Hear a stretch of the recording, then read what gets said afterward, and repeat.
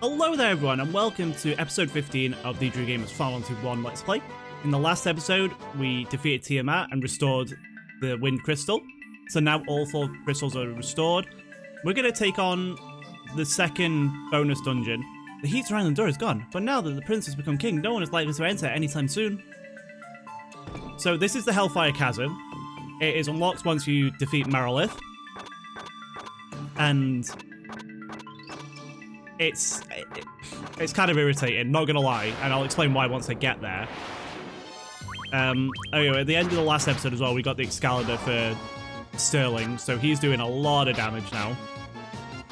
Granted, Black Goblin's not the most powerful enemy, but he's doing a lot of damage. And before we get too far into the episode, do you ever do bonus content in games? Now, I'm not talking like side quests that you may end up like randomly doing throughout the game. I'm talking, for instance, with this dungeon is completely optional. It was added in later into a different version. So like if a game re-releases, do you just do the main story and play what you remember, or do you go off and do everything that you can that is introduced? Because sometimes it adds a lot to the game. That's why I'm doing it with this, and sometimes it does add elements to the lore and the story. So I love doing it. There we are, we're on to floor 2. Now this floor is very irritating. And basically, you've got to get through these people, and if you stand on the sparkly bits, then you get into a battle. Sometimes you can't help getting into a battle. I believe the idea is that they're supposed to tell you the direction that you're supposed to go. However, talking to them is a pain in the butt. You basically have to stand in front of them to do it. You can't really do it from the side. We've got some Gloom Widows. Oh, Frederick dodging everything. But I hope everyone is doing okay. The boss is in this floor just before I get back into other questions and stuff. The boss is in this dungeon. I'm not going to tell you who they are. But the way that it's done is very irritating. Instead of going through 4 times, we only have to go through the whole of the Hellfire Chasm twice. But once you get to a specific floor, you'll have a choice to either go up or down on level 5 and level 10, I believe it is. And you'll either fight one or another boss on the 5th floor, and then on the 10th floor you'll fight one or another. So I had to go through twice. But what I did was I recorded me playing through the whole of the dungeon, recorded everything to do with it, and then I went through, recorded the boss that I didn't do on the 5th floor, and then I recorded the boss that I didn't do on the 10th floor, and I just put them in the right places. And I put them in order as well, because I didn't do them in order, and I wanted to do them in order. I cut a couple of battles out. There you go, there's the stairs. Just to get out of the way. There's a lot of these sorts of floors, but there's one specific floor in this dungeon, and I hate it. I'm pretty sure it might appear in one of the other bonus dungeons as well. And it's really, really frustrating.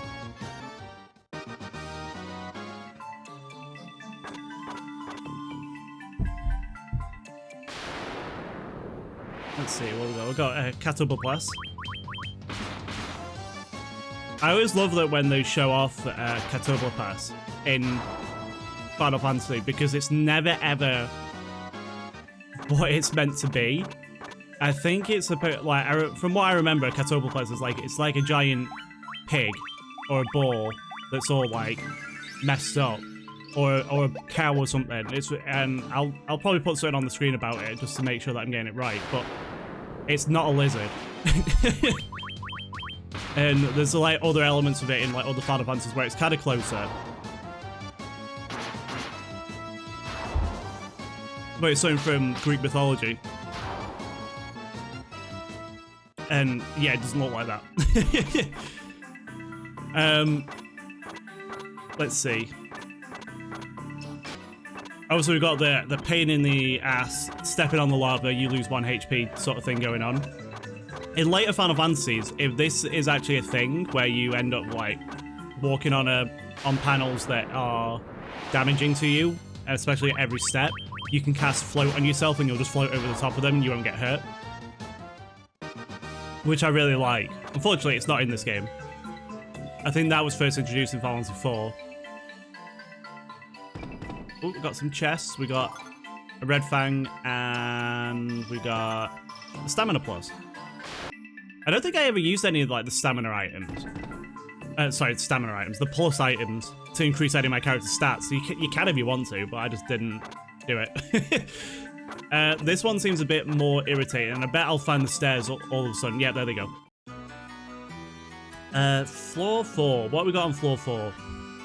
I can't remember much about this, the layout of this dungeon. I think this is just literally just get through.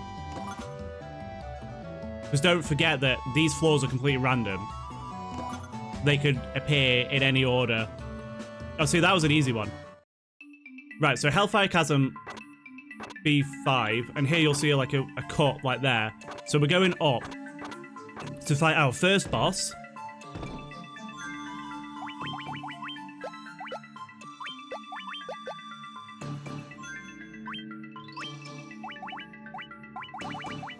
See, I did something then. So this item that I've just made sure is at the top. This is why I redid this. Oh, what a treat! What a treat to be one send you to your graves. Perish knowing that it was Scar-Miglion who fed your corpses to the earth.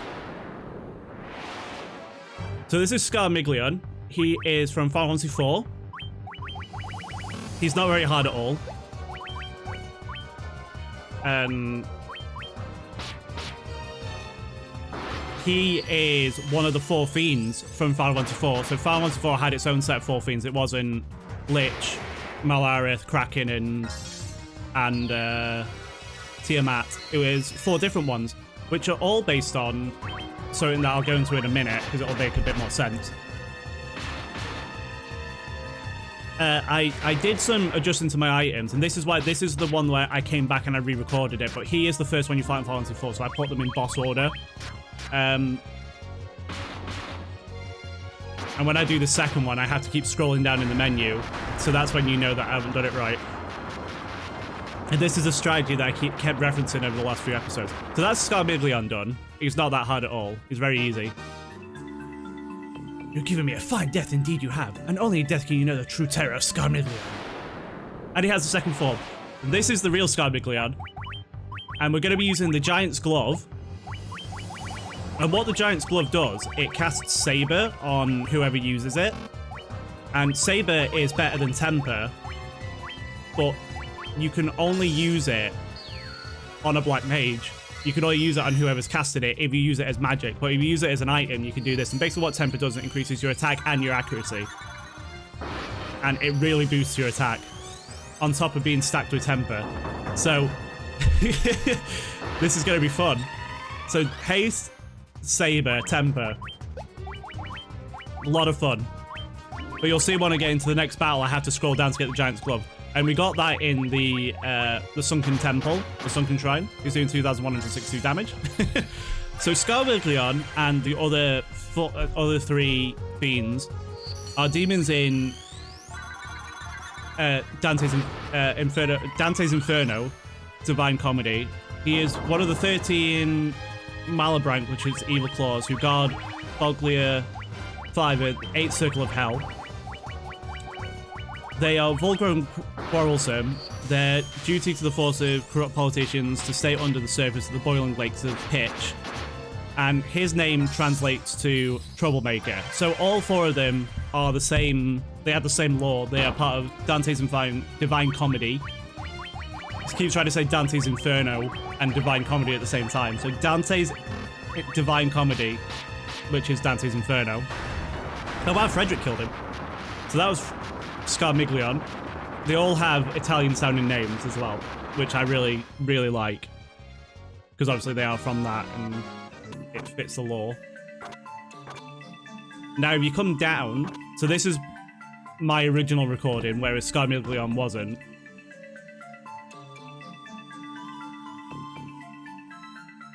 Hello? Oh, there you go. You're just in time, my little playmates. I get so lonely here. Won't you keep me company? This is Cagnazzo. He is the fiend of water, whereas Sarmiglion was the fiend of earth. And you do fight him like that in Final Fantasy 4 as well. You fight his little cloaked form, and then you fight his undead form. And Cagnazzo was actually a big threat in Final Fantasy 4. When I first played it, I got stuck on him for so long. There's a boss before him and a boss straight after him. And he has this ability to surround himself in water and puts a barrier up, and he can hide himself in his shell and stuff. He doesn't do that here. I think I was trying to sort out my items here because I'm like, oh, I don't want to have to keep scrolling down. And then I had to keep scrolling down. But he's not too difficult at all. He has the tsunami ability.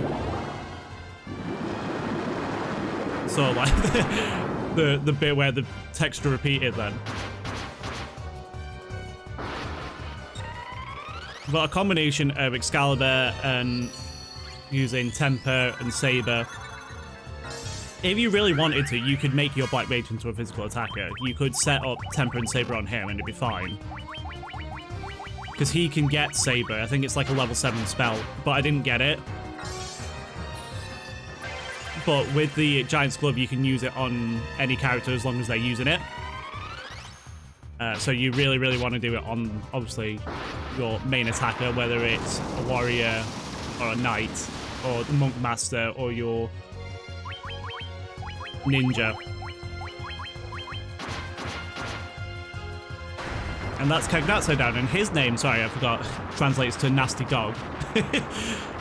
He does very much look like a nasty dog crossed with a turtle, so it's alright. He's kind of creeps me out, actually. Because he's just like, he's just got like a human head on a turtle's body, and it's all like weirdly shaped. So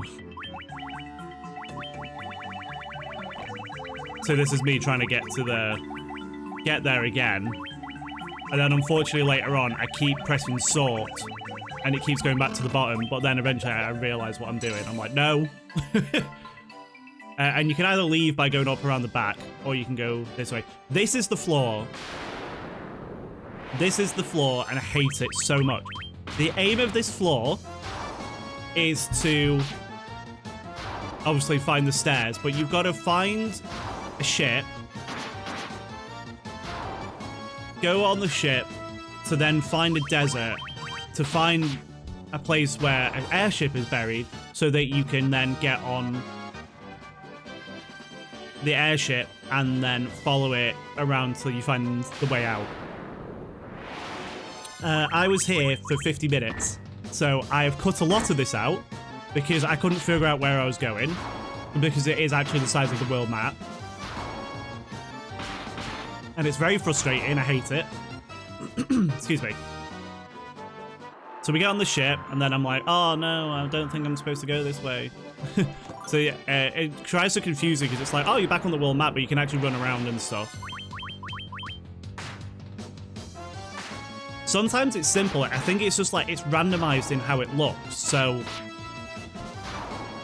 there's another one that I do later on, and it's a lot easier than this one.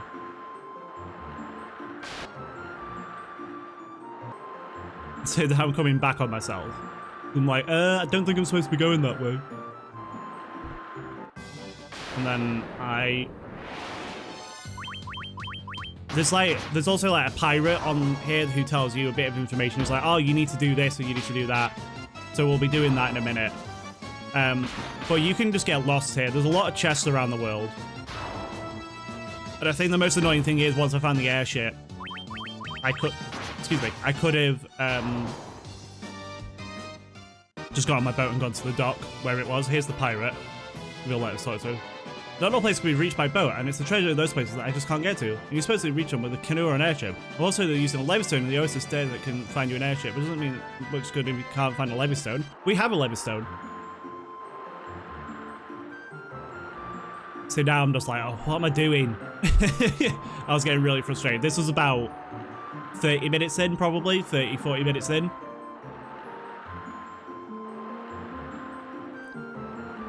Come on, me. What am I doing? There we go. So we're going to go up around here. So basically, it's just like, it's big so you can get all the chests, but I just couldn't be bothered.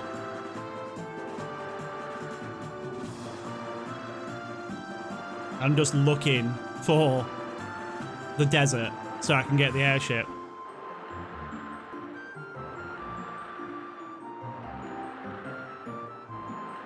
And there it is. Of course I had to find a battle. Oh, I didn't cut that out, sorry.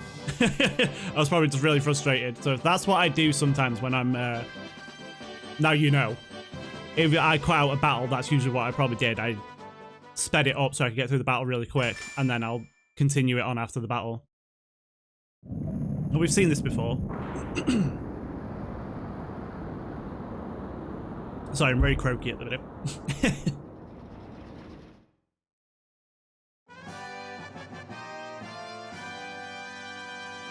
We got an airship. Again. So there's our airship, and I'm pretty sure it's just like the stairs are like here. Yeah, well, not the stairs, but the hole is there. So I could have just parked up on my boat and it'd been fine. Now we've got another one of these floors. Thank God that floor's out of the way. I don't think we have another one of those floors in here. It might be in the other two dungeons that we do.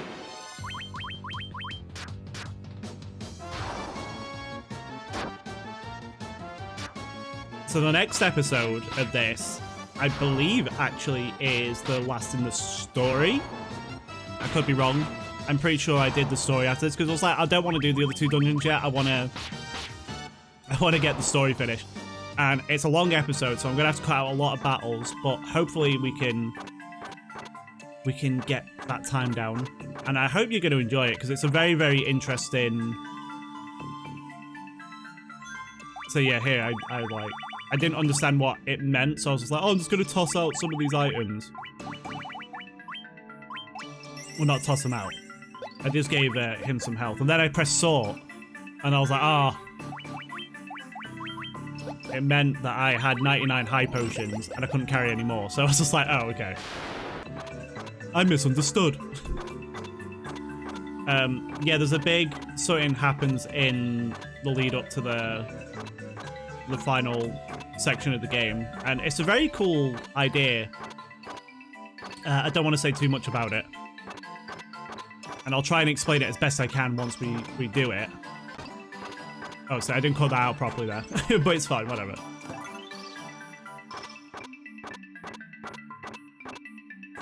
Because unfortunately, if I notice these things, I can't cut them out once I've done this, because obviously I'm recording to the length of the video, so they just have to stay in, which is fine.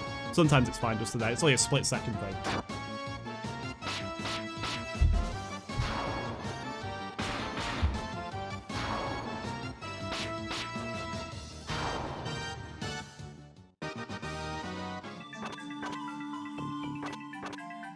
Now, where are they? The stairs. They've got to be around here somewhere. I'm pretty sure I've been around this area like about 4 times now. Yes, it's just like, where are they?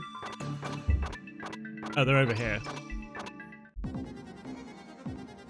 So this floor is, if you're on the red stone, you can find battles and you'll get hurt. But if you're on the white stone, you won't. And it's just a case of just get to the end. So yeah, I noticed that like he doesn't have the Excalibur on for some reason. I don't know why. Why don't you have the Excalibur on? You had it on earlier. I don't know why it auto-equips into that. But fine.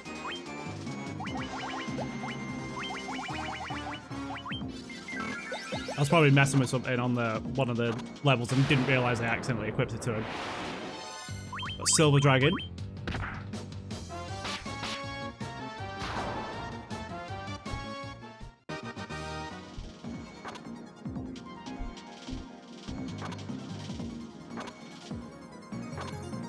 It's not like the hardest floor.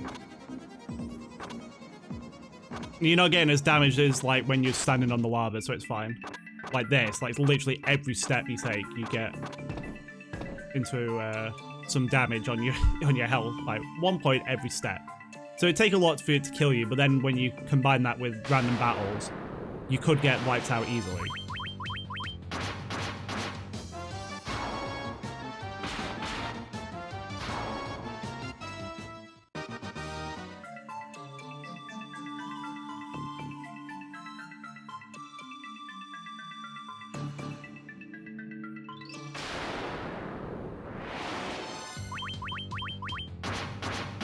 Again, this isn't like a difficult floor, I don't think. And this is the second to last floor, I believe.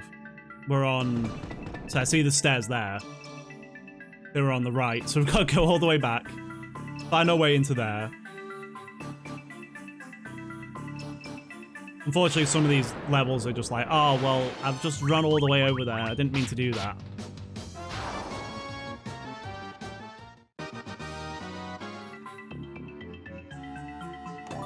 We've got an ether and a giant's tonic.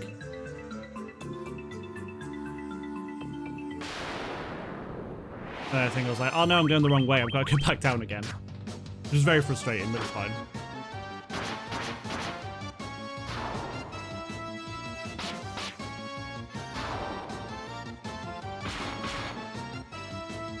So they're not the hardest enemies in the game. Most of the, like I said, they upped some of their HP on the enemies, but mostly it was the bosses. Like, I did look it up, and Lich, the first boss that we fought, was 400 HP in the original, the very, very original Final Fantasy 1 on the NES. And then in this version, he has 1,200. So, but he kept all the same stats. I made sure to double check that, and he does. He keeps all the same stats. Oh no, we're going the right way now. He just doesn't keep the same HP, which is interesting. Here we are on Hellfire Chasm level 10, and it's another case of we're going to skip it because I didn't do them in the right order. And you'll see that the Giant's Gloves aren't at the top, but then when we get into this first boss fight, they are, because I recorded that separately.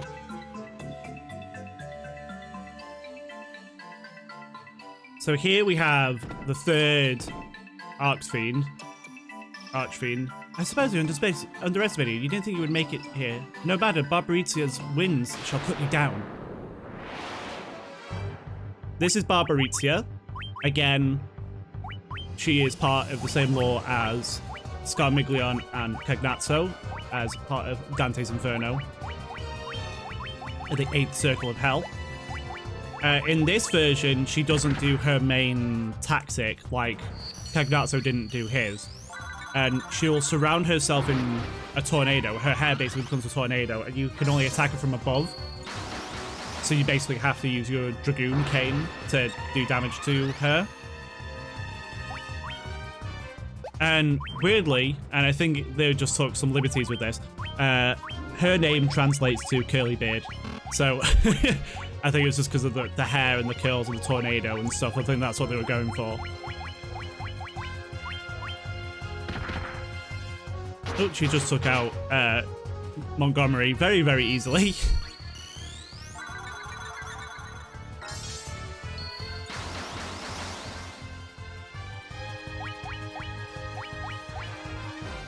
I'm like, what should I do?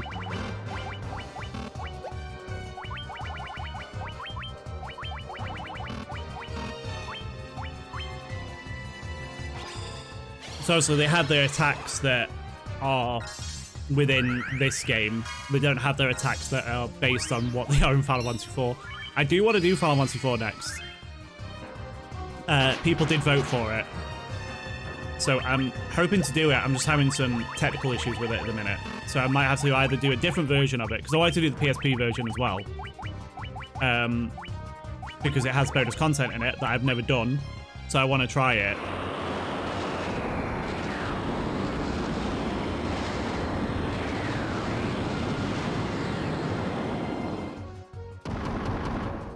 It's just face plant on the floor.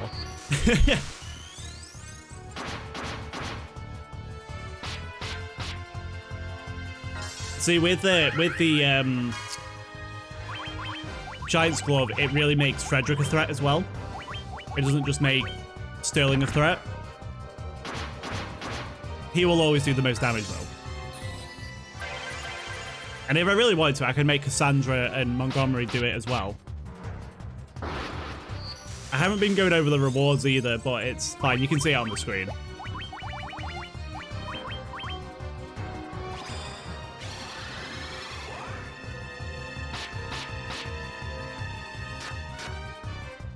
I would have laughed if Montgomery killed it then.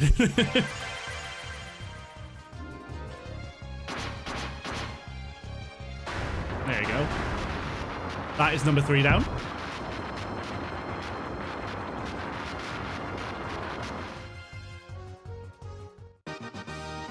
We've got the Braveheart sword for that, and you're seeing the others on there as well. We're going to go up now for the 4th and final one, who is the Archfiend of Fire, because we've done Earth, Water, and Wind so far.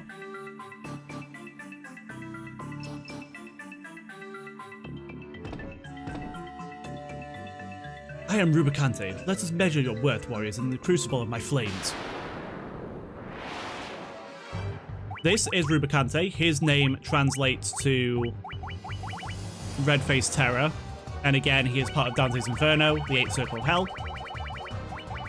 And he helps keep the politicians who are corrupt in the boiling lake of pitch. So, they're lovely, lovely people. And again, I did this on my first run, so the Giant's Glove has moved back down to the bottom. And Rubicante also has a unique mechanic, which isn't in this game. It's just you fight him, he will cover himself in his cloak, and you won't be able to damage him. Or you'll do a lot less damage and he will counter you with Inferno. It's been a while since I have played Final Fantasy 4 though, so I can't remember exactly if that's how it works, but I'm pretty sure that's how it is.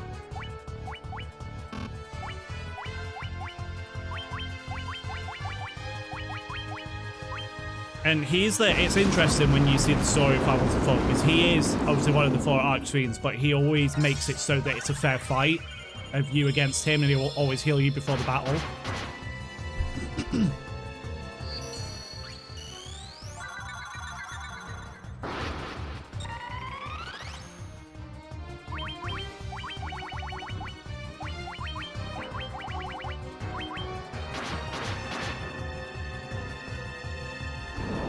He's doing Scorch.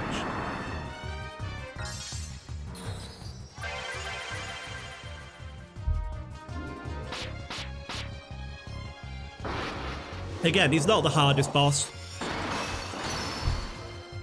Especially now that we're using the Giant's Glove to do all this.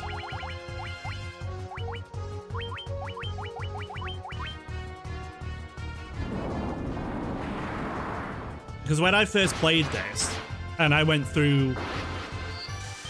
I also did the Earthgift Shrine first. I only fought one boss in there, and I was like, oh, that's cool, they've got a boss from Final Fantasy 3 in there. And then I did this, and I was like, why would they have 2 of the Archfiends, but not the other 2? And then I realised that going to different paths, it had the others there on different floors, and I was like, oh, I bet the other one, the Earthgift Shrine, has the 4 bosses. And I went down and I had to do it each time, and it's a pain in the ass. But I did it.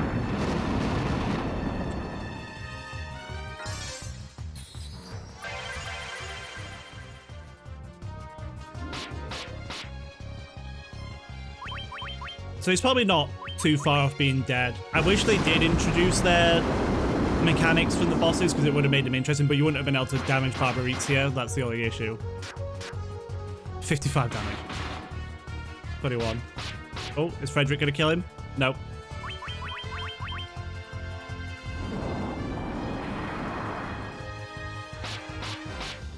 Is that it? Nope.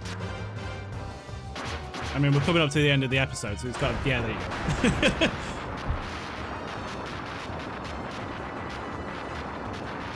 So for defeating Rubicante, you get Kiku Kumonji, which is for the ninja, and you also get a ribbon. And that is the end of the Hellfire Chasm. So, thank you so much for watching, everyone. I hope you enjoyed the episode. Don't forget to subscribe to the channel. Don't forget to follow me on all my social medias and follow me on Twitch. And I will see you all in the next episode. Bye, everyone.